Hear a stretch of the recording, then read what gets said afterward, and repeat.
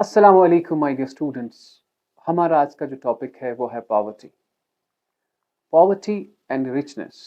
सबसे पहले हम कभी भी ये नहीं कह सकते कि ये इंसान पुअर है या ये इंसान रिच है।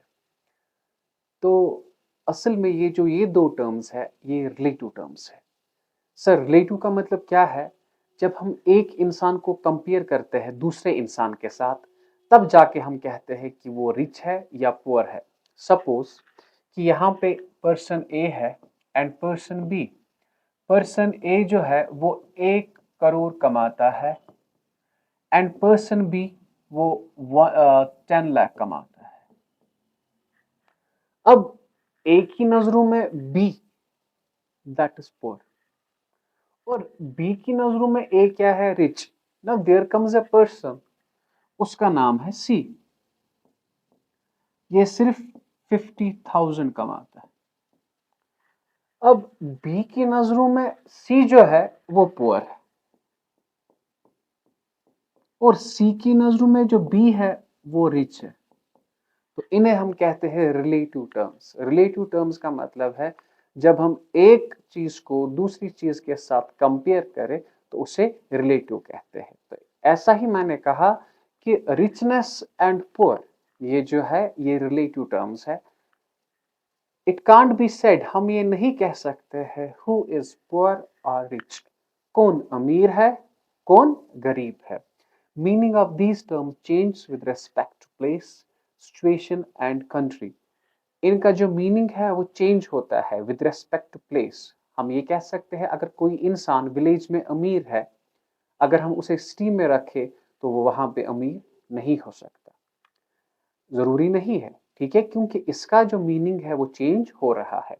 A person who is rich in village may not be rich in city, or and who is rich in India may not be rich in USA. Simple. तो इसीलिए मैंने कहा कि रिचनेस एंड पुअर ये जो है ये रिलेटिव टर्म्स है। हम ये नहीं कह सकते कि कौन रिच है और कौन पुअर है। तो याद रखें, असल में इंट्रोडक्शन था richness and poverty. Okay, now जो हमारा टॉपिक स्टार्ट हो रहा है सबसे पहले है पॉवर्टी लाइन। याद रखें कि एक लाइन है जो इकोनॉमिस्ट ने बनाई, वेरियस इकोनॉमिस्ट्स मिल गए, उन्होंने कहा जो इस लाइन के ऊपर है वो रिच है, जो इस लाइन के नीचे वो पुअर है। तो उस लाइन को आप कहते हैं पॉवर्टी लाइन। क्या कहते हैं आप उस लाइन को? Poverty line. Okay, the imaginary line developed by economists to define a poor person is called poverty line. एक इमेजिनरी लाइन जो किन्होंने रखी? सर, इकोनॉमिस्ट्स ने, ठीक है, ताकि वो डिफाइन कर सके कि एक इंसान पुअर कब है। तो उस लाइन को आप कहते हैं पॉवर्टी लाइन। एक मार्क्स का क्वेश्चन आता है, लेकिन अब मैं थोड़ी बहुत इसमें इंफॉर्मेशन ऐड करूंगा जो आपको जरूरत लगेगी। सर, अब ये लाइन जो है इस लाइन को क्या कहते हैं हम? Poverty line. कि एक इमेजिनरी लाइन जो इकोनॉमिस्ट्स ने डेवलप की ताकि ये डिफाइन कर सके पुअर है कौन। तो उस लाइन को हम कहते हैं poverty line. Okay my dear, India में जो पॉवर्टी लाइन है ना, इसको डिटरमाइन करता है प्लानिंग कमीशन ऑफ इंडिया, जिसे हम नीति आयोग कहते हैं। NITI, NITI Aayog. Planning commission को फिर ये चेंज हो गया नीति आयोग में। तो याद रखना, ये पॉवर्टी लाइन किसने डिफाइन किया? Sir, NITI Aayog. Planning commission of India, जिसे अब कहा जाता है नीति आयोग। तो दो चीजें, पहले डेफिनेशन और इसे डिटरमाइन कौन करता है? सर, नीति आयोग। ये ऑब्जेक्टिव MCQ में आपको जरूरत लगेगा। और याद रखना किस मेथड से भी ये इस्तेमाल होता है। और इस नीति आयोग ने कहा, according to planning commission, person spending below ₹816 on consumption in rural areas and 1000 in urban area should be considered below the poverty line. अगर गांव में 816 से कम कोई खर्च कर रहा है तो वो पुअर है। ये किसने कहा? प्लानिंग कमीशन ने। और अर्बन एरिया, शहर में अगर कोई 1000 से कम खर्च कर रहा है तो वो पुअर है। तो ये किसने कहा? एक प्लानिंग कमीशन ने कहा। तो सबसे पहले एक इमेजिनरी लाइन जिसने डिफाइन किया कि पुअर कौन है कौन नहीं। ठीक है, उस लाइन को हम कहते हैं पॉवर्टी लाइन, और इस पॉवर्टी लाइन को कौन करता है? नीति आयोग। ठीक है, और as per this commission of India इन्होंने कहा कि रूरल एरियाज में अगर आप 816 से कम खर्च करेंगे तो आप पुअर है, और 1000 शहर में कम करेंगे खर्च करेंगे तो आप पुअर है, 1000 से कम कम। सर ये सारी चीजें थी, असल में आपको 1-2 मार्क्स का आएगा, what's poverty line, you can define it. ठीक है, अब मैं थोड़ी बहुत इसमें इंफॉर्मेशन आपको ऐड कर रहा हूं। और एक एमसीक्यू आ सकता है कि किस मेथड से, मेथड है एमपीसीई, मंथली पर कैपिटा एक्सपेंडिचर। कौन सा मेथड हम इस्तेमाल करते हैं? मंथली पर कैपिटा एक्सपेंडिचर यहां पे हम इस्तेमाल करते हैं, याद रखिएगा बेटा। ठीक है, और इन्होंने कहा था एज पर कैलोरी इनटेक। किस हिसाब से इन्होंने कहा था? इन्होंने कहा था कि एक इंसान कितनी कैलोरीज ले सकता है। ये कैलोरी वहां पे आया। सर कैलोरी एक टर्म है, it is a unit of energy. So what is calorie? It is unit of energy. ठीक है, तो इन्होंने कहा poverty line in urban areas is 2000 calories per day, क्योंकि इंसान फूड खाता है, फूड से उसे एनर्जी आती है। ठीक है, इन्होंने कहा कि अगर 2000 कैलोरीज एक इंसान को मिलती है, किसमें बेटा? अर्बन एरियाज में, और पॉवर्टी लाइन रूरल एरियाज में है 2400 कैलोरीज पर डे। अगर इनसे कम मिला, इनसे कम मिला तो वो पुअर है। ठीक है, तो हम ये कंक्लूड करते हैं, हम कंक्लूड इसको ऐसे करते हैं कि अगर आपने बताना है पॉवर्टी लाइन तो सबसे पहले आप डेफिनेशन पे जाएंगे कि imaginary line defined by economists. क्या हमने कहा कि imaginary line determined by economist to define a purpose. Okay, so this is your poverty line. एक इमेजिनरी लाइन है जो किसने बताई? इकोनॉमिस्ट ने, ताकि वो बता सके पुअर कौन है और कौन नहीं। हाँ, और इसको कौन डिटरमाइन करता है? नीति आयोग, ये याद रखना। ठीक है, और वहां पे एज पर इनकम खर्च, अगर हम कितना खर्च कर रहे हैं, इन्होंने कहा था ₹816 एंड ₹1000।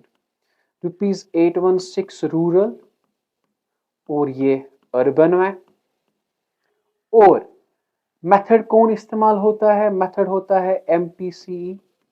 इन्होंने कहा था एज पर कैलोरी, कैलोरी में इन्होंने कहा था रूरल, और ये अर्बन। रूरल में इन्होंने कहा था 2400 और ये 2000। सर गांव में एनर्जी क्यों जरूरी ज्यादा है? क्योंकि वो डोमेस्टिक काम ज्यादा करते हैं, इसीलिए उनकी कैलोरीज यहाँ पे उन्होंने ज्यादा रखी है। सो this is about your poverty line. अगर 1 मार्क्स का आया, the imaginary line developed determined by economists to define a poor person is called poverty line। और इसमें ये सारे जो है ये एमसीक्यूज इसमें आ सकते हैं और आप ये स्क्रीनशॉट उठा सकते हैं। Okay, this was about the poverty line. Okay, now the next topic is poverty. Sir poverty होता क्या है? गरीबी। सर अब जो ये गरीबी है ये क्या है? गरीबी हम उस चीज को कह सकते हैं जब एक इंसान अपनी बेसिक नीड्स को सेटिस्फाई ना कर सके। ठीक है, तो अगर हम यहां पे देखेंगे, poverty is a situation where a person is unable, where a person is not able to earn minimum income to satisfy his basic needs. और बेसिक नीड्स जो है उसमें फूड, क्लॉथिंग एंड शेल्टर, जिसे आप कहते हैं रोटी, कपड़ा एंड मकान। अगर एक इंसान ये चीजें नहीं कमा सकता तो उसे हम कह सकते हैं गरीब। रोटी, कपड़ा एंड मकान अगर ये नहीं, देखो अगर ये खाना नहीं खा सकता, मतलब खा सकता क्या, अभी कमाया ही नहीं तो खाएगा कहाँ से, तो आप उस सिचुएशन को कह सकते हैं कि ही इज इन पॉवर्टी। ठीक है, पॉवर्टी होता क्या है, एक सिचुएशन है जब एक इंसान unable to earn minimum income to satisfy his or her basic needs, और बेसिक नीड्स में क्या आया आपका बेटा, फूड, क्लॉथिंग एंड शेल्टर। ठीक है, दिस वाज पॉवर्टी। ओके, अब टाइप्स ऑफ पॉवर्टी, जो कि मोस्ट इंपॉर्टेंट क्वेश्चन है इस यूनिट में, दो यहाँ पे आते हैं, एक तो है एब्सोल्यूट पॉवर्टी और दूसरा जो है that is relative poverty. Absolute poverty जब जो पॉवर्टी लाइन से कम हो, याद रखना, जो 1000 फॉर एग्जांपल जो 2000 कैलोरी भी नहीं लेता हो वो गरीब है, जिसके पास रोटी नहीं वो गरीब है, एब्सोल्यूट पॉवर्टी। रिलेटिव पॉवर्टी का मतलब है जब आप एक इंसान को कंपेयर करते हैं दूसरे इंसान के साथ, तब जाके आप कहते हो या गरीब है या अमीर है, that's called relative. It means जब आप किसी चीज को या किसी इंसान को कंपेयर करते हैं दूसरे इंसान के साथ, दैट्स कॉल्ड रिलेटिव पॉवर्टी। अब यही हम डिफाइन करेंगे, हम थोड़ा बहुत ये डिफरेंशिएट करेंगे, difference between absolute poverty and relative poverty. कि क्वेश्चन जो है हमारा कि आप हमें बताएं एब्सोल्यूट पॉवर्टी और रिलेटिव पॉवर्टी में क्या फर्क है। तो रिलेटिव पॉवर्टी मैंने कहा था आपसे सबसे पहले, relative poverty refers to poverty of people in comparison to other people, जब आप इसे कंपेयर करते हो दूसरे लोगों के साथ। ठीक है, रीजन्स या नेशंस, अगर आप इंडिया को कंपेयर करोगे श्रीलंका से, इंडिया इज रिचर। अगर इंडिया को कंपेयर करोगे आप कतर के साथ, इंडिया इज पुअर। जब आप कंपेयर करते हो एक इंसान को, एक कंट्री को, एक नेशन को दूसरे इंसान के साथ, दूसरी कंट्री के साथ, दूसरे रीजन के साथ, तो उस पॉवर्टी को हम कहते हैं relative poverty, that is in comparison to other people, region और nations. So this is relative poverty. अब सर ये जो एब्सोल्यूट पॉवर्टी है, absolute poverty refers to total number of people living below poverty line. Simple my dear, जो poverty line से नीचे है तो उन लोगों को हम कहते हैं absolute poverty। क्या कहते हैं हम उन लोगों को, absolute poverty। सिंपल, रिलेटिव में कंपेयर करते हैं और एब्सोल्यूट में सीधे आप देखते हैं पॉवर्टी लाइन से कम है तो पुअर है, अगर पॉवर्टी लाइन से कम नहीं है तो पुअर नहीं है। ओके, नाउ दूसरा, when we say India is relatively poor, you use the term here relatively। आप यहां पे इस्तेमाल करते हैं term relatively poor। When we say India is relatively poor, then it is in comparison with other countries। हम कहते हैं कि इंडिया relatively poor है। So poor का मतलब क्या, अगर आप इंडिया को कंपेयर करेंगे पाकिस्तान से, क्या इंडिया पुअर है? नो। अगर इंडिया को कंपेयर करेंगे कतर के साथ, इंडिया पुअर है। इंडिया को कंपेयर करेंगे आप इंग्लैंड के साथ, इंडिया पुअर है। इंडिया को कंपेयर करेंगे आप यूएसए, इंडिया पुअर है। Is it clear? Okay, the comparison is that of per capita income of different countries. It means एक इंसान, पर कैपिटा इनकम, एक इंसान कितना कमाता है कंट्री में, that's called per capita income. आगे जाके पढ़ाऊंगा मैं, और कि यहां पे सपोज कि यहां पे एक इंसान कमाता है 100 रुपीज, अगर दूसरी कंट्री में जाए वहां पे वो कमाता है 500। So what does it mean, जहां पे हम कम कमाते हैं ना वो पुअरर है, that's what you call per capita income. ठीक, आगे जाके मैं अच्छे से समझाऊंगा, वहां पे यहाँ पे मैं जस्ट आपको ग्लिम्स बता रहा हूं। जब हम कहते हैं कि इंडिया रिलेटिवली पुअर है तो इसका मतलब क्या है बेटा, इसका मतलब है कि we compare India with other rich wealthy countries. Okay, और याद रखें यहां से The concept has relevance for less developed countries। जो डेवलप नहीं हुई है ये कंसेप्ट वहां पे है, and the concept has no relevance for developed countries। Sir absolute poverty का मतलब क्या है, पॉवर्टी लाइन से जो लोग कम है, जो डेवलप्ड कंट्री है ना वहां से बहुत लोग कम होते हैं पॉवर्टी लाइन से, तो वहां पे इस पॉवर्टी का कोई मतलब इंपॉर्टेंस है ही नहीं। वहां पे सिर्फ हम कंपेयर करते हैं, क्या करते हैं, कंपेयर। याद रखिए, in developed countries we compare one country with other country, when you compare that means relative. Okay, so there is no scope of absolute. Okay तो यही मैंने कहा था, इस कंसेप्ट को रेलेवेंस कहां पे है, लेस डेवलप्ड कंट्रीज में। आप कहते हो ना India is relatively poor, it means India जो है वो पुअर है और वो लेस डेवलप्ड है as compare to the developed countries. Okay now the next thing is a person who satisfies his basic needs and compares himself with more wealthy persons is relatively poor। याद रखिए, a person who satisfies his basic needs, देखो रोटी भी है, कपड़ा भी है, मकान भी है, लेकिन जब ये किसी और अमीर के साथ जो उससे ज्यादा कमाता है, जो उससे ज्यादा कमाता है, लेट इट बी ये बंदा कमाता है 10,000 रुपए, अब ये कंपेयर करता है उस इंसान के साथ जो कमाता है 50,000 रुपीज, तो उसके हिसाब से ये तो पुअर है, रिलेटिवली पुअर। और अगर हम यहां की बात करें, a person who is not able to satisfy his basic needs, यहां पे अगर इंसान ने अपनी बेसिक नीड्स को सेटिस्फाई नहीं किया तो वो एब्सोल्युटली पुअर है। यहां पे बेसिक नीड्स को सेटिस्फाई कर रहा है, लेकिन तब भी ये खुद को कंपेयर कर रहा है दूसरे इंसान के साथ और कह रहा है मैं तो गरीब हूं। ठीक है, रोटी भी है, कपड़ा भी है, मकान भी है, लेकिन कंपेयर कर रहा है दूसरे वेल्दी पर्सन के साथ। यहाँ पे रोटी नहीं है, कपड़ा नहीं है, मकान नहीं है। तो याद रखिए, तो मैंने कहा था एक इंसान जो who is not able to satisfy his basic needs is absolutely poor। okay now last one, relative poverty is calculated, इसे हम कैलकुलेट करते हैं दो तरीके से, एक को कहते हैं लोरेंस कर्व और दूसरे को कहते हैं गिनी कोफिशिएंट। किसमें, इंडिया में। ठीक है, अगर हमें देखना होगा ना रिलेटिव पॉवर्टी, रिलेटिव पॉवर्टी दो मेथड से हम चेक करते हैं, एक तो कहते हैं लोरेंस कर्व और दूसरे को कहते हैं हम गिनी कोफिशिएंट। ओके, इंडिया में। नाउ यहां पे सर हम मेजर कैसे कर सकते हैं, सिंपल, पॉवर्टी लाइन से कम है, absolute poverty is calculated with the help of poverty line. Poverty line से कम है you are poor, poverty line से कम नहीं है यू आर नॉट पुअर। आप स्क्रीनशॉट उठा सकते हैं। आई होप यहां तक आपको समझ आया कि पॉवर्टी क्या है और टाइप्स ऑफ पॉवर्टी क्या है। अब क्वेश्चन है कॉजेस ऑफ पॉवर्टी, पॉवर्टी के कॉजेस क्या है। तो मैं आपको बताता हूं कि कॉजेस ऑफ पॉवर्टी क्या है। पहले 11th के बच्चे को कॉज ऑफ पॉवर्टी आना मुझे नहीं लगता कि इतना इंपॉर्टेंट है, लेकिन तब भी मैं आपको बताता हूं। सबसे पहले population explosion. Sir population explosion का मतलब क्या है कि इंडिया की जो पॉपुलेशन है ना वो बहुत ज्यादा है। अब इंडिया के पास कमाने का जरिया उतना ज्यादा नहीं है जितनी इनकी पॉपुलेशन है, तो जितनी ज्यादा पॉपुलेशन है उतनी गरीबी बढ़ जाती है। सर कैसे, सपोज मैं आपको बताता हूं कि there is a family, family है ए, बी और सी। इस फैमिली में तीन बंदे हैं, कौन कौन है, ए है, बी है और सी है।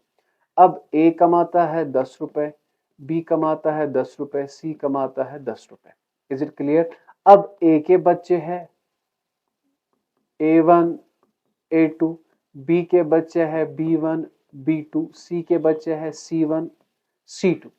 अब मुझे बताए, ये तो अभी बच्चे हैं, ये मत कमा रहे, अभी ये तीन ही 30 रुपए इन पे खर्च होता। अब यही 30 रुपए किन पे, 1 2 3 4 5 6, 6+3, यही 30 रुपीज आपको खर्च करना है 9 लोगों पे। ठीक है, तो कहने का मतलब है अगर ज्यादा पॉपुलेशन होती है तो वो लेस, आप मीन टू से वो बहुत पुअर हो जाती है वो country. Just talk of China, just talk of India. ठीक है, हम सिंगापुर कहते हैं कि वो बहुत रिच है, बात है क्या, वहां पे पॉपुलेशन कम, वहां पे सिंपल पॉपुलेशन कम है, जहां पे पॉपुलेशन कम है वो आगे जाते हैं। ठीक, so the population of India has been rising at a rapid speed at present, it is 140 crores। ठीक है, जब चाइना में पॉपुलेशन ज्यादा हुई थी तो उन्होंने one couple one child policy रखी थी कि एक कपल को सिर्फ एक ही चाइल्ड हो सकता है। तो ऐसा ही कुछ मेजर करना पड़ेगा इंडिया में ताकि ये जो पॉवर्टी है ये कम हो जाए। तो पहले तो मैं आपको कॉज ऑफ पॉवर्टी बताता हूं कि ऐसा है। नाउ दूसरा है high level of unemployment and under employment. The term is unemployment and under employment. अगर आप यहां पे देखेंगे the term is unemployment,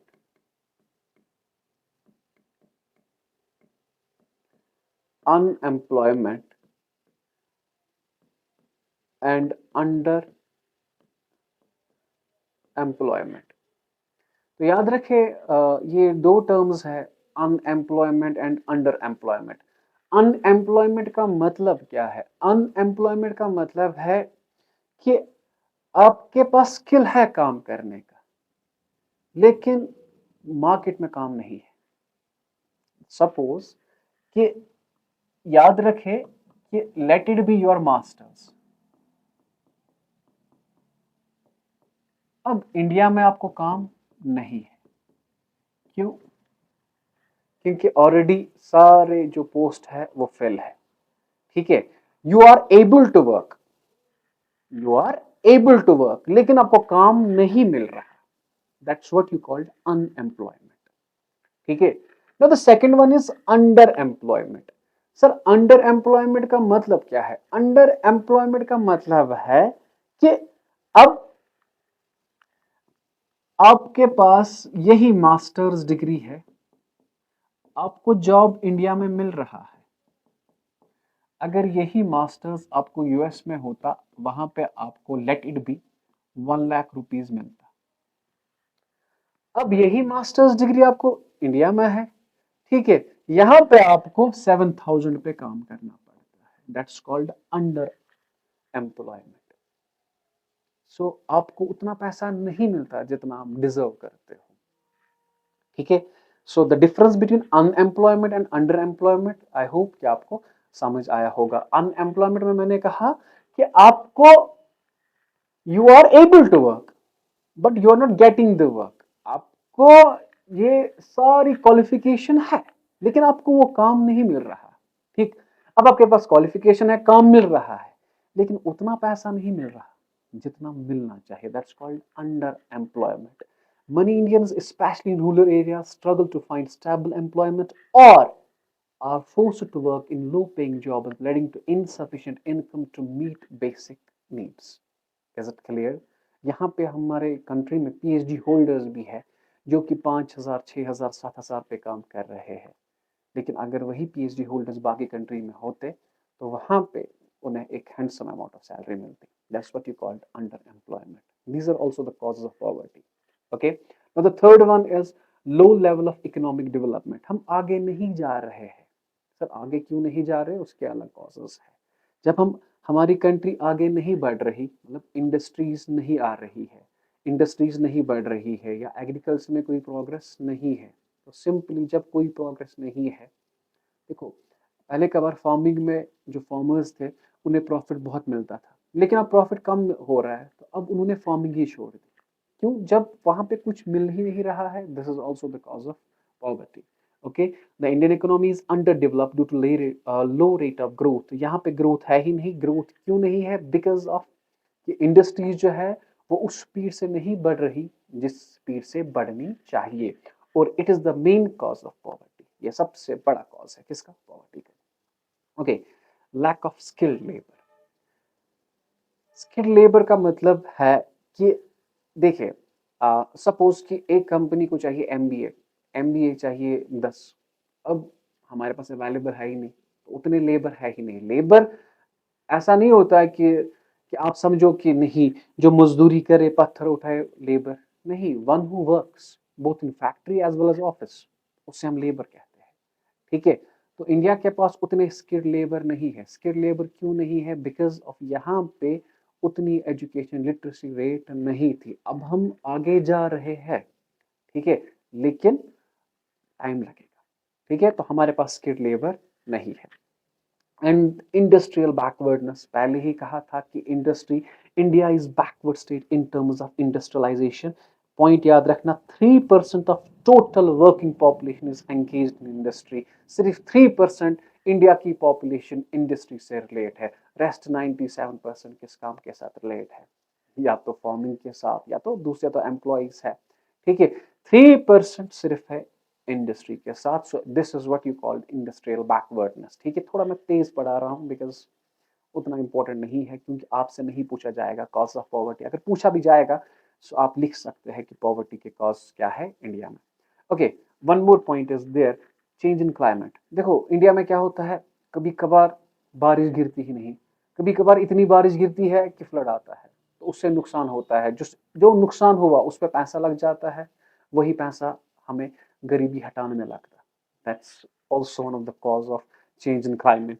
Climate change causes hunger, whether via lack of water, drought, yeah, abundance of water, that's flood, and its consequences contribute to poverty. Definitely, देखिए हमारे कश्मीर में बहुत सारा जब फ्लड आया था तो हमें बहुत सारा पैसा दिया गया, ठीक है, वो पैसा हम गरीबी हटाने में भी लगा सकते थे, लेकिन अब फ्लड आया था, हमें अपने मकान बनाने थे, ठीक, तो that's also one of the cause of poverty. Okay, now the next one, poor infrastructure and basic service. देखिए ये पुअर इंफ्रास्ट्रक्चर का मतलब क्या है? inadequate infrastructure such as roads, transportation and sanitation facilities, ये sanitation facilities है ना, hinder economic development and adds to poverty, particularly in rural and remote areas where access to basic service is limited।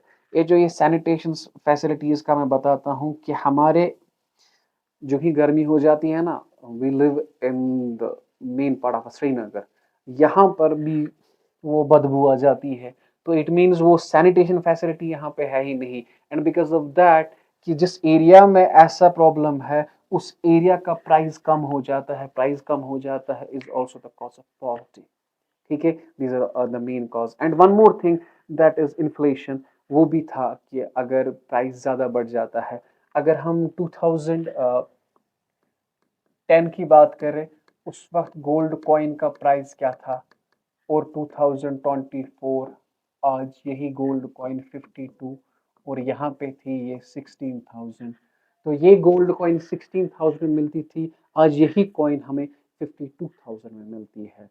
So these were the main causes of poverty. I hope आपको समझ आया होगा, आप screenshot उठा सकते हैं।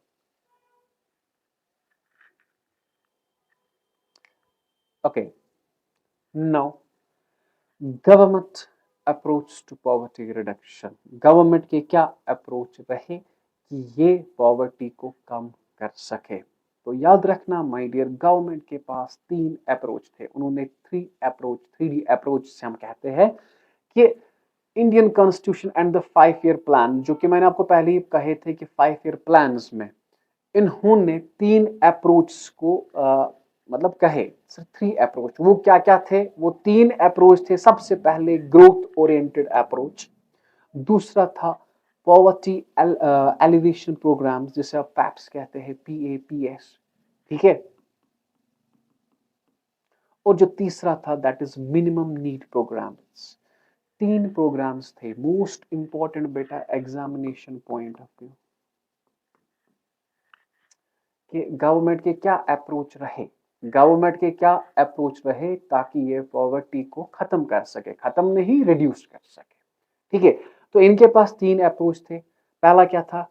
Growth oriented approach, दूसरा क्या था? पॉवर्टी एलिवेशन प्रोग्राम्स, एंड तीसरा क्या था? मिनिमम नीड प्रोग्राम्स, जो कि आपने याद रखने हैं, ठीक है। अब ये अलग अलग क्वेश्चन भी आ सकते हैं, ये तो 3 मार्क्स आ सकता है, ये भी 3 मार्क्स आ सकता है, और ये लॉन्ग टाइप 8 मार्क्स का आ सकता है, पॉवर्टी एलिवेशन प्रोग्राम्स अलग। चलो मैं पढ़ाता हूं पहले ग्रोथ ओरिएंटेड अप्रोच। जो सबसे पहला था ग्रोथ ओरिएंटेड अप्रोच, ये हुआ था first and the foremost approach to remove poverty is growth oriented and was initiated from the first 5 year plan, that is 1950 से 1960, अर्ली 1960। याद रखना, ग्रोथ ओरिएंटेड अप्रोच कब इंट्रोड्यूस किया गया? 1950 से 1960। तो 1950 से 1960 में हमने क्या कहा? हमने कहा कि ऐसा होना चाहिए कि हमारी कंट्री जो है वो आगे बढ़े, ग्रो, यहाँ पे इंडस्ट्री हो, याद रखना, यहाँ पे इंडस्ट्री हो, यहाँ पे एग्रीकल्चर में हम ग्रीन रेवोल्यूशन करें। आई होप आपको पता होगा ग्रीन रेवोल्यूशन, जो मैंने पढ़ाया होगा। तो इससे क्या होगा? इससे अमीरों के पास पैसा आएगा, अमीरों के पास पैसा आएगा, वो और लोग रखेंगे काम करने में, और लोग रखेंगे काम करने में, मींस वो गरीब रखेंगे काम करने में, तो गरीबों के पास भी ऑटोमेटिकली पैसा आएगा। जब कंट्री आगे बढ़ेगी तो गरीब भी ऑटोमेटिकली आगे बढ़ेंगे, ठीक है। तो the expectation behind the growth oriented approach is that the effect, जो मैंने कहा, तो याद रखना कि हम ग्रो कैसे कर सकते थे, हमने लगानी है इंडस्ट्री, हमने ग्रीन रेवोल्यूशन करना है और उसी से लोगों के अमीरों के पास पैसा ज्यादा आएगा और वो एम्प्लॉय करेंगे और लोगों को, और लोग मीन्स गरीब, और उसे क्या कहते हैं, उस याद रखना बेटा, उसे हम कहते हैं trickle down the poor section. Trickle down the poor section ये अलग आ सकता है एक क्वेश्चन ऐसे, what is trickle down effect in economics. Trickle down effect मैंने क्या कहा था कि एज पर दिस थ्योरी अगर इनकम और सेविंग रिच लोगों को बढ़े, रिच लोगों के पास ज्यादा आए, they will spend more and employ more people, hence the income of poor will also increase। ये एक मार्क्स का आपके पास आ सकता है question, what is trickle down effect in economics. ठीक है, तो trickle down effect of economics का क्या कहता है कि अगर कंट्री आगे बढ़ेगी, कंट्री कब आगे बढ़ती है, जब लोग आगे बढ़ते हैं, लोग तब आगे बढ़ेंगे जब रिच बढ़ेगा, जब रिचर सेक्शन आगे बढ़ेगा ऑटोमेटिकली पुअर सेक्शन उनके साथ बढ़ेगा, क्योंकि वो एम्प्लॉय किन्हें करेंगे, वो एम्प्लॉय करेंगे किन्हें, गरीबों को। तो जब वो एम्प्लॉय करेंगे गरीबों को तो गरीबों के पास पैसा आएगा, और इस अप्रोच को आप कहते हैं ट्रिकल डाउन। तो यही तो ग्रोथ ओरिएंटेड अप्रोच था। इन्होंने कहा कि हम अपना जीडीपी बढ़ाएंगे, कंट्री का जीडीपी बढ़ाएंगे, जिससे क्या अमीर आगे जाएंगे और वही एम्प्लॉय किन्हें करेंगे, वही करेंगे एम्प्लॉय किन्हें, गरीबों को, या इसे कहते हैं trickle down effect in economics. और ग्रोथ ओरिएंटेड अप्रोच कब 1950 से 1960 में, यहाँ पे हमने क्या मेन फोकस कहाँ पे दिया, इंडस्ट्री पे दे दिया और ग्रीन रेवोल्यूशन पे दे दिया। ठीक है, okay, this was growth oriented approach. Okay, now the next one is poverty alleviation programmes, जिससे आप मोस्ट इंपॉर्टेंट लिखेंगे पॉवर्टी एलिवेशन प्रोग्राम्स। पॉवर्टी हटाने के लिए गवर्नमेंट के पास क्या प्रोग्राम्स थे, ठीक है, मैं आपको बताता हूं। The next approach of government to remove poverty is the introduction of PAPS, which has been initiated from the third 5-year plan. These programs are distributed into 2 categories. किस प्रोग्राम में कहा गया है, थर्ड 5-year plan में, ठीक है, third 5-year plan। Okay, now जो पहला था, these programs are distributed in 2 categories। इन प्रोग्राम्स को 2 कैटेगरी में हमने डिवाइड किया, ठीक है। पहला था सेल्फ एम्प्लॉयमेंट प्रोग्राम्स, मतलब लोग खुद अपना बिजनेस डाले, that's called self employment programme. और दूसरा था वेज एम्प्लॉयमेंट प्रोग्राम्स, ठीक है। एक था सेल्फ एम्प्लॉयमेंट और दूसरा क्या था, वेजेस एम्प्लॉयमेंट प्रोग्राम्स। 2 प्रोग्राम्स हमने रखे थे, पहला था सेल्फ एम्प्लॉयमेंट और दूसरा था वेजेस एम्प्लॉयमेंट प्रोग्राम्स। अब हम पढ़ेंगे सेल्फ एम्प्लॉयमेंट प्रोग्राम्स। बेटा most important question examination point of view, ये करके जाइएगा एग्जाम में, क्योंकि एग्जाम में ये आता है। सबसे पहला जो है सेल्फ एम्प्लॉयमेंट प्रोग्राम, इसमें क्या क्या आता है वो मैं आपको बताता हूं। सबसे पहला, गवर्नमेंट ने कुछ स्कीम्स इंट्रोड्यूस की, ठीक है। पहली स्कीम थी rural employment generation programme, REGP। पहली स्कीम इन्होंने इंट्रोड्यूस की। It was started to create self employment opportunities in the rural areas, गांव में और छोटे गांव, स्मॉल टाउन्स में। तो इन्होंने ये स्कीम किन के लिए रखी, उन लोगों के लिए जो गांव में है, ताकि वो अपना बिजनेस बना सके। सर अपना बिजनेस कैसे बना सके, मैं बताता हूं आगे जाके, ठीक है, इसी स्लाइड में ही पढ़ाऊंगा मैं। ये पहली स्कीम क्या थी, रूरल एम्प्लॉयमेंट जनरेशन प्रोग्राम, 4 में यहाँ पे पढ़ाऊंगा आपको, ठीक है। सेल्फ एम्प्लॉयमेंट प्रोग्राम में it was started to create self employment opportunities, किसमें, सेल्फ एम्प्लॉयमेंट, ठीक है, वो खुद का रोजगार ढूंढे, ठीक है, उसके लिए उन्हें गवर्नमेंट मदद करेगी।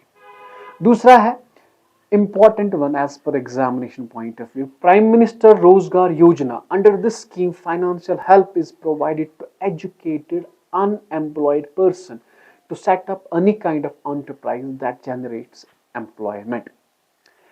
इस योजना के तहत गवर्नमेंट आपको मदद करती है कि आप कोई बिजनेस बनाए जिससे बाकियों का रोजगार भी बने। फॉर एग्जाम्पल, मैंने कोई बिजनेस डाला, ठीक है, या मैंने लेटेड भी मैंने रेस्टोरेंट डाला, तो इसके लिए मुझे एम्प्लॉय करने हैं ABC, ठीक है।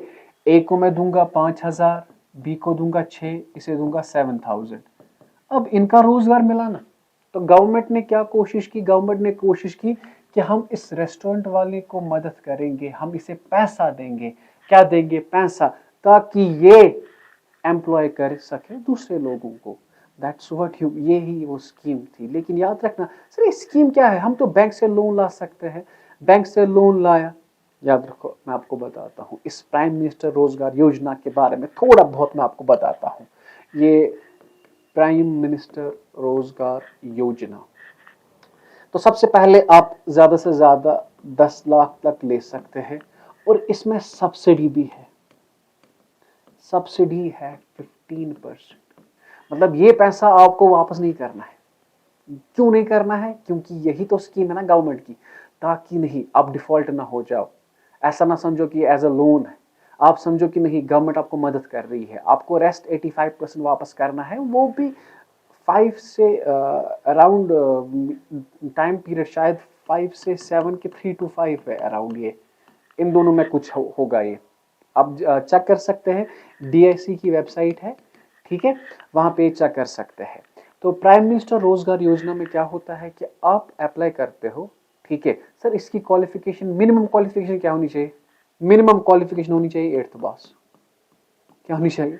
अगर आप 8th पास हो तो आप इसके लिए एलिजिबल हो, प्राइम मिनिस्टर रोजगार योजना, जहां पे आपको मदद करता है गवर्नमेंट, और वो आपको पैसा देता है ताकि आप कोई बिजनेस बना सके, ठीक है। और आपको इवन आपको ट्रेन भी किया जाता है और चेक भी किया जाता है कि ये वो बिजनेस करता है कि नहीं, ठीक है। तो ये थी फैसिलिटी प्राइम मिनिस्टर रोजगार योजना की, ठीक। अब क्वेश्चन क्या था? Under this scheme financial help is provide to educated unemployed, मगर उन्हें जो पढ़े लिखे हैं, पढ़े लिखा मतलब 8th पास हो और वो कोई काम नहीं कर रहा हो, उन्हें मदद कौन कर रहा है? गवर्नमेंट, ताकि वो अपना बिजनेस बना सके, जिससे बाकियों का भी रोजगार। देखो मैं आपको बताता हूँ, मैं इसे पढ़ा रहा हूँ, मेरे पास कितने, I am having 8 teachers, almost 8 + 1 9 teachers है। उनका भी रोजगार तो इसी सेंटर से है ना, जब ये सेंटर है तो उनका रोजगार भी देने वाला तो अल्लाह है, ठीक है। तो लेकिन जब ये बिजनेस है तब वो भी है।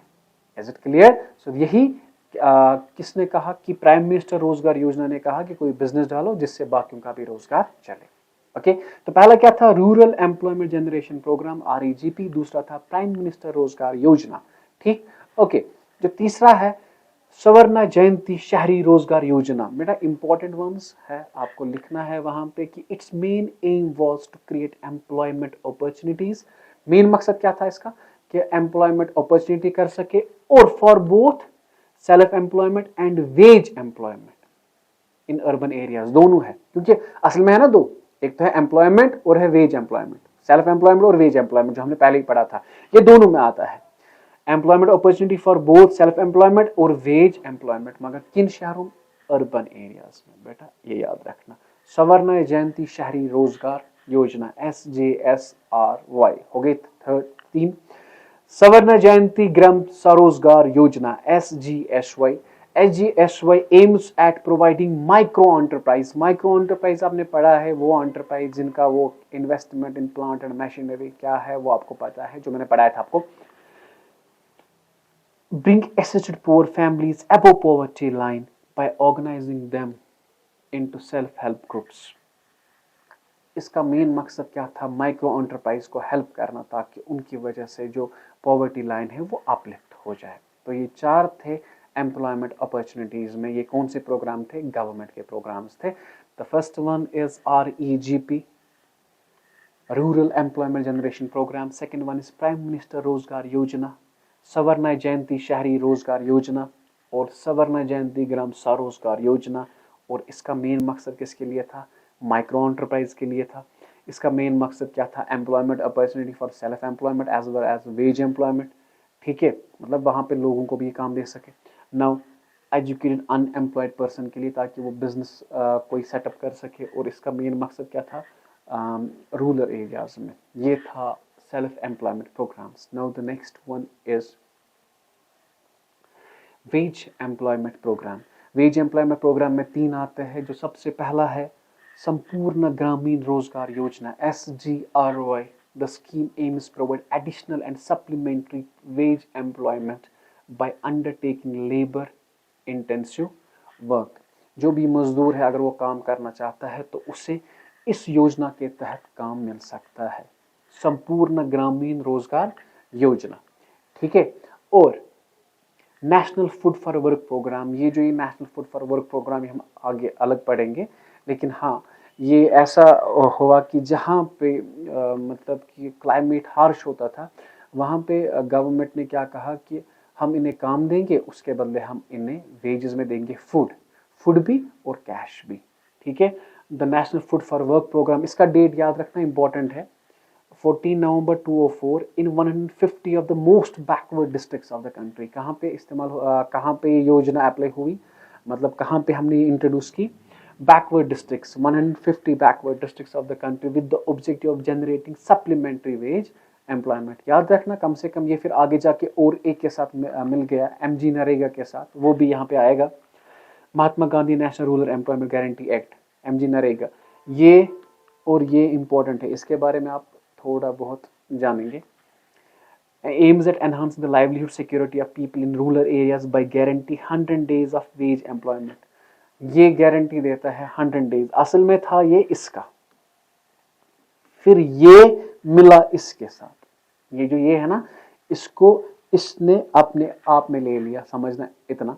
ठीक है। ये बना एमजी नरेगा, तो 100 डेज की ये गारंटी देता था लोगों को, इफ यू आर अनएम्प्लॉयड आप यहाँ पे रजिस्टर करें, हम आपको 100 दिन की 100 दिन का काम दे सकते हैं, और बदले में हम आपको फूड देंगे या पैसा भी दे सकते हैं। सो यही था एमजी नरेगा, और ये था national food for work programme, ये हम अलग पढ़ेंगे आगे अभी। ठीक। और असल में हम क्या पढ़ते थे कि गवर्नमेंट के क्या अप्रोच थे, एक था ग्रोथ ओरिएंटेड अप्रोच, दूसरा था पैप्स पॉवर्टी एलिवेशन प्रोग्राम्स, और तीसरा था minimum need programme. Minimum need programme ये हमने इंट्रोड्यूस किया 74-78 में, ये याद रखना बेटा, कब, 74-78 में, with the objective to provide basic minimum needs. हाँ, और एक बात, ये जो प्राइम मिनिस्टर रोजगार योजना था ना, वो कहाँ पे है, वो मैं भूल गया, ये 1993 में, ये इंट्रोड्यूस कब कहा किया गया, 1993 में। इसका डेट याद आप रखेंगे, जरूरी और जरूरी, प्राइम मिनिस्टर रोजगार योजना का डेट इंट्रोड्यूस कब हो गया, ये 1993। ओके, चलो आगे जाके अब हम पढ़ेंगे मिनिमम नीड्स प्रोग्राम। नाम ही बताता है कि कम से कम जरूरत जो है, जो हमें पूरी करनी है, मतलब लोगों की, उसी को हम कहते हैं मिनिमम नीड प्रोग्राम।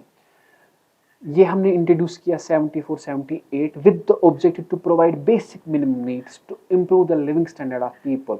और जो वो बेसिक नीड्स क्या थी, सबसे पहले elementary education, you know elementary education up to 6th grade, ये ज़रूरी होनी चाहिए।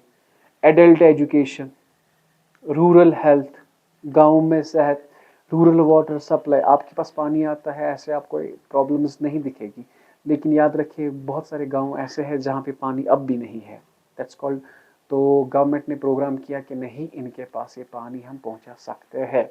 ओके।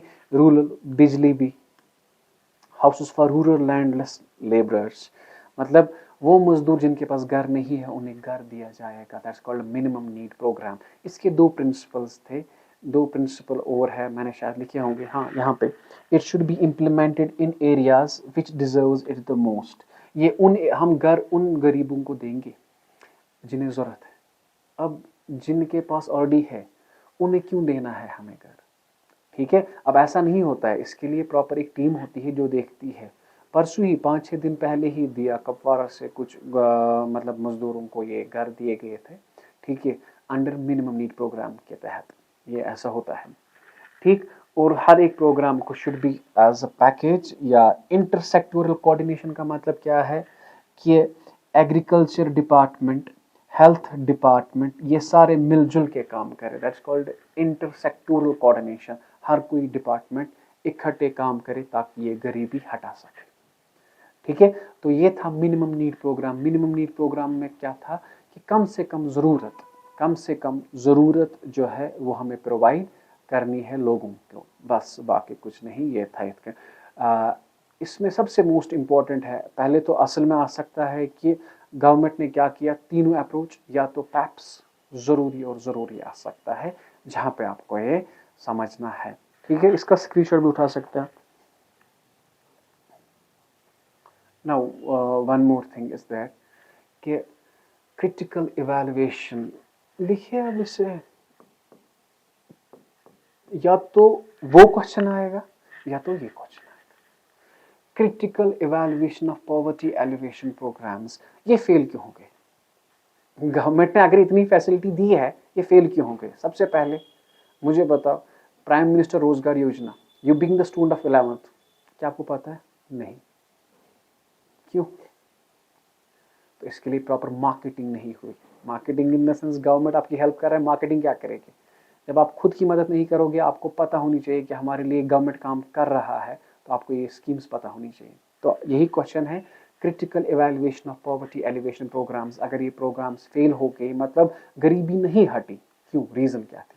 तो रीजन था सबसे पहले जितने पैसे दिए गए, resources allocated not sufficient. Most important question, considering the magnitude of poverty, more funds are required than what is sanctioned. For example, गरीबी हटाने के लिए हमें जरूरत है 1000 करोड़, 1000 करोड़ में से 600 करोड़ दिए। अब 600 करोड़ मत मिलेंगे उन्हें, क्योंकि there is corruption as well, है ना।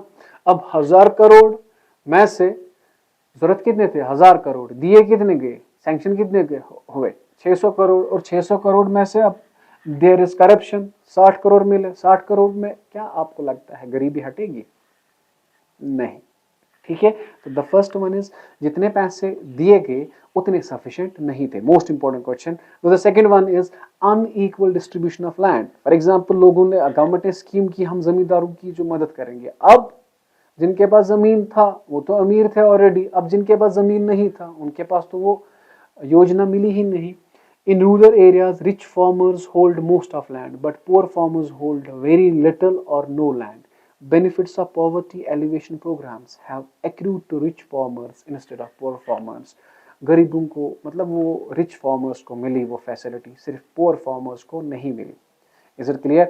For example, कि किसी के पास 100 canals of land है, अब एक इंसान के पास एक लैंड है, अब इसको ज्यादा मिला, इसको कम मिला, सिंपल। मतलब बेनिफिट किसे मिला? बेनिफिट मिला अमीर को, गरीब को नहीं। और समझ आ रहा है? ठीक है। And improper implementation, corruption, lack of training, interference of political leaders is the main cause of failure of this. ये शायद बताने की जरूरत नहीं है, करप्शन इज एवरीवेयर। करप्शन ने ही, ये गरीबी अगर है, it's all because of corruption. मैं आपको एक स्टोरी सुनाता हूँ। JNK में फ्लड आया था, कश्मीर में पर्टिकुलरली फ्लड आया था, तो सेंट्रल गवर्नमेंट ने बहुत सारा पैसा जो है वो सैंक्शन किया कि नहीं, यहाँ पे फ्लड की वजह से बहुत नुकसान हुआ। तो उस नुकसान की वजह से हुआ क्या, जो पैसा उन्होंने सैंक्शन किया, तो अगर किसी का मकान गिरा था तो उसे 35,000 पहली चेक देते थे, और उसके बाद उससे वादा किया कि हम आपको 2.5 लाख देंगे, अराउंड इतना देंगे। अब जो रेगुलेटिंग अथॉरिटी थी, जिन्हें 35,000 देना था, उन्होंने बोगस पर्सन्स बनाए, ABCD। इसका मकान गिरा, A तो एग्जिस्ट ही नहीं कर रहा था, उसे 35,000 दे दिए। B भी एग्जिस्ट नहीं कर रहा था, CB, DB, मतलब गवर्नमेंट ने पैसा दिया। लेकिन अब जिन्हें डिजर्व थे ना, जिनको पैसा देना था, उन्हें नहीं दिया, बल्कि बोगस पर्सन्स बनाए, उनका अकाउंट बनाया बोगस, जो कि थे ही नहीं। ठीक है, उनके अकाउंट में पैसे डाले और फिर खुद निकाले, खुद के पास रखे। तो ऐसा नहीं है कि गवर्नमेंट काम नहीं कर रहा है, गवर्नमेंट गरीबी हटाने के लिए काम कर रहा है, लेकिन जो हटाने वाले हैं ना, जो एम्प्लॉइज आर देयर, एम्प्लॉय कौन है? लोग ही है ना। ठीक है, वो उतना काम अच्छा नहीं कर रहे हैं। ठीक है, अब लेकिन टाइम हैज अ टर्न, अब यंग जनरेशन का वक्त है, जो कि मतलब बड़े बड़े पोस्ट इन्होंने पकड़े हैं। अब ये जो करप्टेड नहीं है, अब टाइम लगेगा, लेकिन कहते हैं ना कि after every sunset there is sunrise, है ना। अब ऐसी प्रॉब्लम नहीं हो सकती, प्रॉब्लम है नहीं फ्यूचर। चले, so this was all about this. Lack of active participation of poor people. याद रखे जो गरीब थे ना, there is need for active participation of poor people for effective implementation of poverty alleviation programs. It has not happened yet. अब गरीबों के पास अब गए ही नहीं। जब आप गरीबों के पास गए ही नहीं, आपको कैसे पता चलेगा कि गरीब है कौन? जब आपको पता ही नहीं है तो गरीबी हटाएंगे कैसे आप? ठीक है। So lack of active participation of poor people. One more is there, neglected areas. उन एरियाज को जिन्हें जरूरत बहुत ज्यादा थी उन्हें नेग्लेक्ट किया गया, वहां पे गए ही नहीं। वहां पे गए ही नहीं मीन्स गरीबी हटी ही नहीं। ठीक है। Last one 6, non participation of local institution. Local institution know the real poor people in their region. हमारे इस्लाम में एक कंसेप्ट है कि हम ज़कात देते हैं, या तो हमारे मस्जिद में एक कमेटी होती है तो वहाँ पे हम पैसा रखते हैं और जो जानते हैं कि गरीब कौन है। ठीक है। जब हम पैसा देते हैं उस कमेटी को और वो कमेटी देते हैं गरीब लोगों को। ठीक है। तो ऐसे ही लोकल इंस्टीट्यूशंस को गवर्नमेंट ने कांटेक्ट नहीं किया, वो आए ही नहीं, क्योंकि उन्हीं को पता थी कि गरीब लोग है कौन। जब उन्हें कांटेक्ट ही नहीं किया गया, ठीक है, they can help in poverty alleviation by giving benefit to actual poor. However, there has not been proper participation of local institutions. जो local institution थे उन्होंने वहाँ पे participate नहीं किया। याद रखिए बेटा, this is the most important question as per examination point of view. I hope you have got the concept.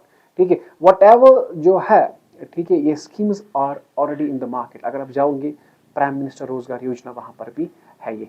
ठीक है। स्क्रीनशॉट उठा सकते हैं आप।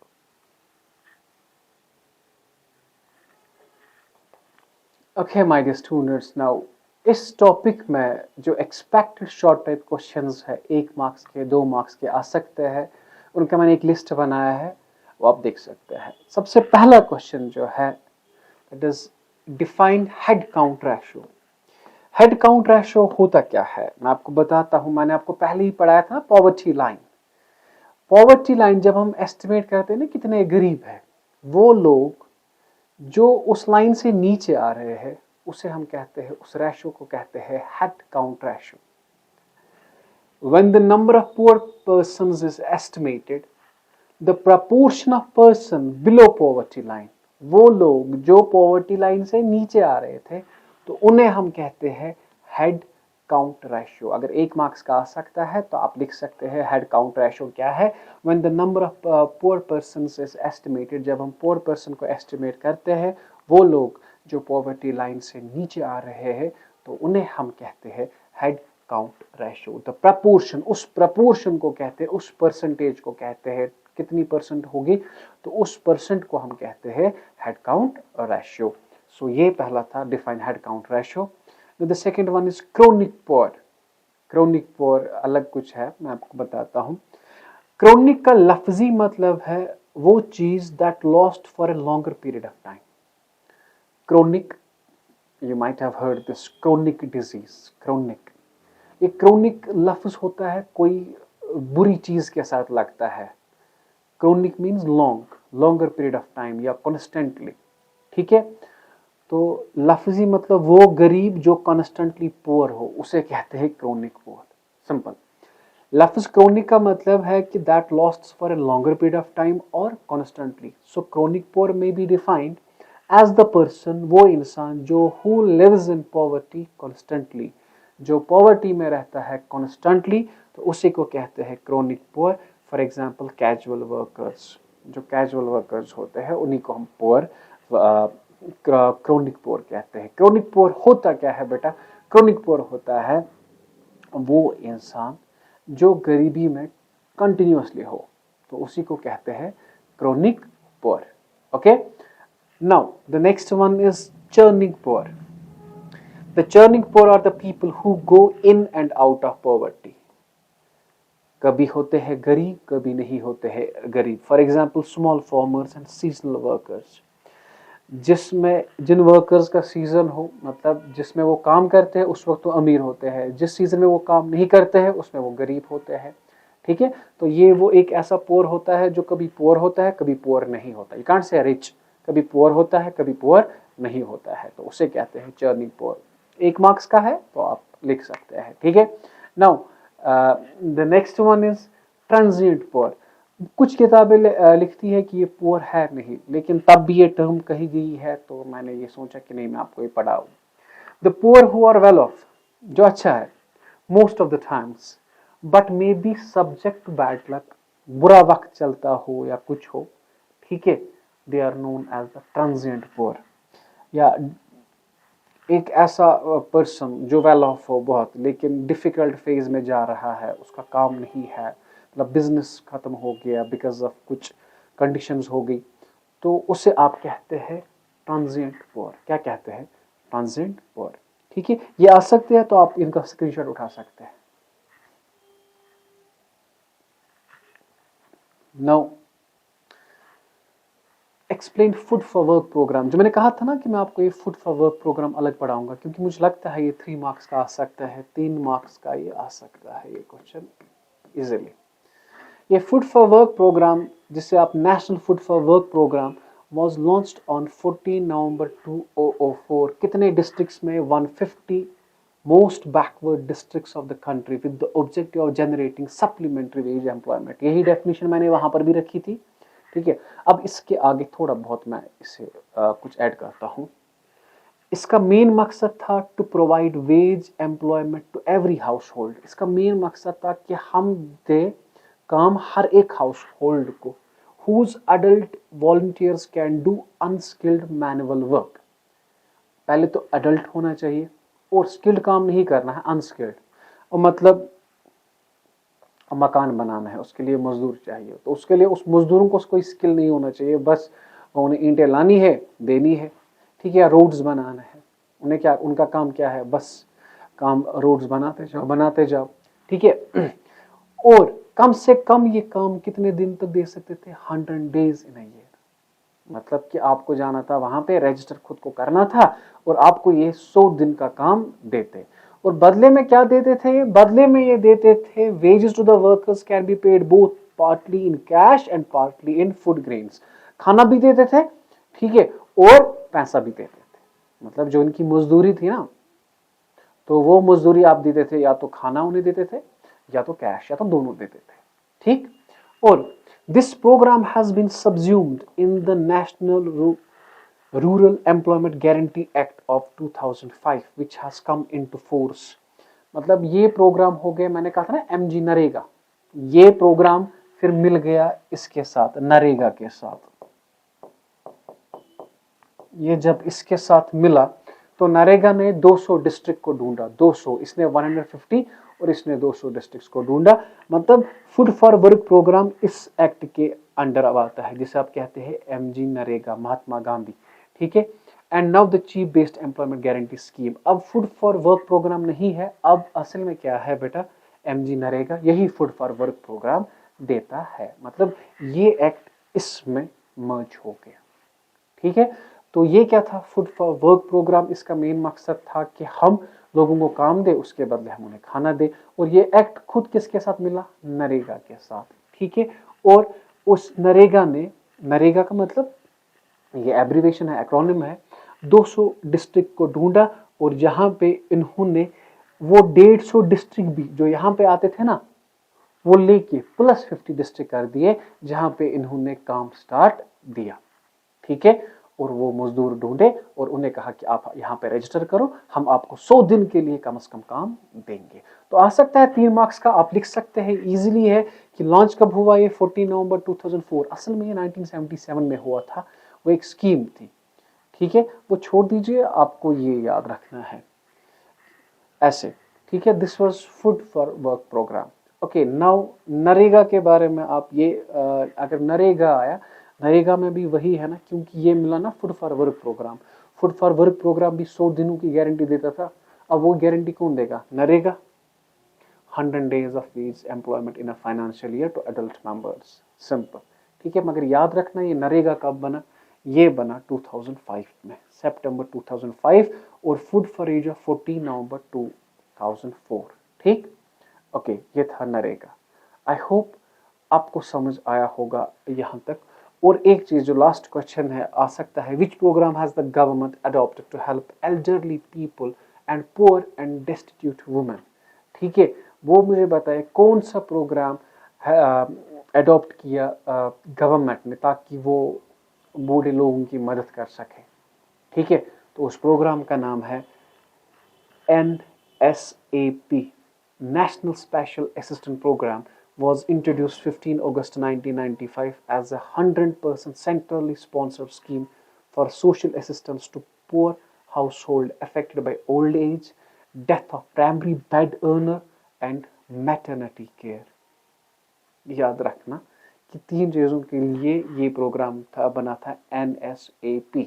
ठीक है, देखो एक प्रोग्राम यहाँ पर भी है कि मैटरनिटी केयर में फॉर एग्जांपल किसी बर्थ दिया, कोई बच्चे को जन्म दिया इन्होंने, तो उसके बाद से गवर्नमेंट पैसा भी देता है, वो स्कीम भी है। ठीक है, आपको पता नहीं होगी। सो अराउंड 6000 देता है ताकि इसका डाइट अच्छा हो, 6000, लेकिन तब भी गवर्नमेंट देता है। सो गवर्नमेंट अपनी तरह से पूरी कोशिश करता है। Now it depends upon the employees जो बड़े बड़े ऑफिस में बैठे हैं, ताकि उन्हें इम्प्लीमेंट वो अच्छे से कर सके। सो this was it, this was about the poverty. अगर आपने कोई भी कंफ्यूजन यहाँ तक है, आप मुझे कमेंट सेक्शन में बता सकते हैं। आई होप आपको ये क्लियर हुआ होगा। मेरा नंबर आपके स्क्रीन पे है, आप मुझे डायरेक्ट व्हाट्सएप कर सकते हैं। तब तक आप अपना ख्याल रखें और इस चैनल का भी ख्याल रखें। अल्लाह हाफ़िज़।